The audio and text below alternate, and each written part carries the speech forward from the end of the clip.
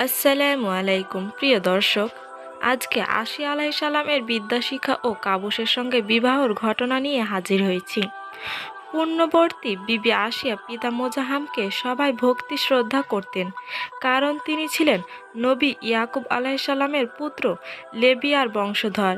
বিবি আসিয়া যেমন ছিলেন অতুলনীয় সুন্দরী, তেমনি ছিলেন বুদ্ধিমতী ও ধর্মপরায়ণা।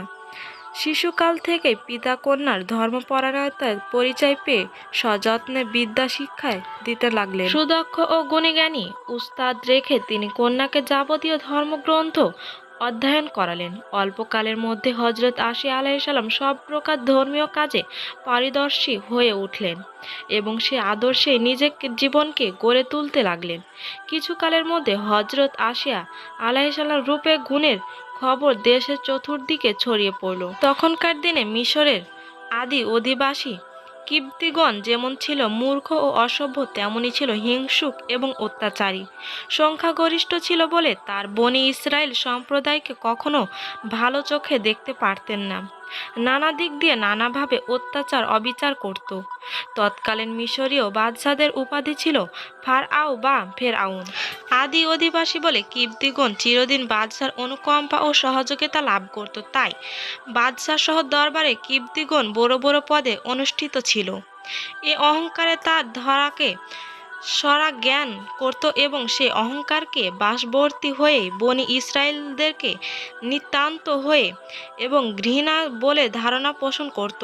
এই জন্যই বনি ইসরায়েলগণ দিন দিন দুর্বল হয়ে পড়েছিলেন। কিবতী সম্প্রদায় ক্রমে ক্রমে তাদের ওপর নিজের প্রভাব বিস্তার করে চলেছিল।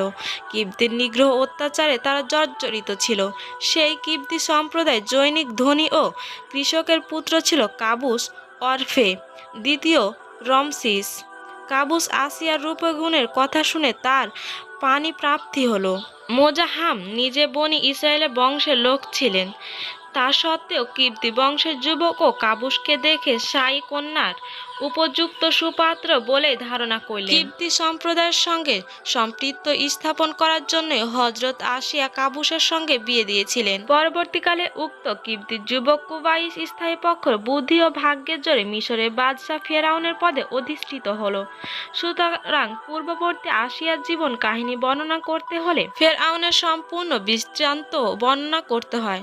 ফেরআউনের লোমহর্ষক অত্যাচার ও নিগ্রহই বিবি আসিয়ার জীবনে মহিমা ও কুসুমগুলোকে শতগুণে বিকশিত করার পথ করেছিলেন।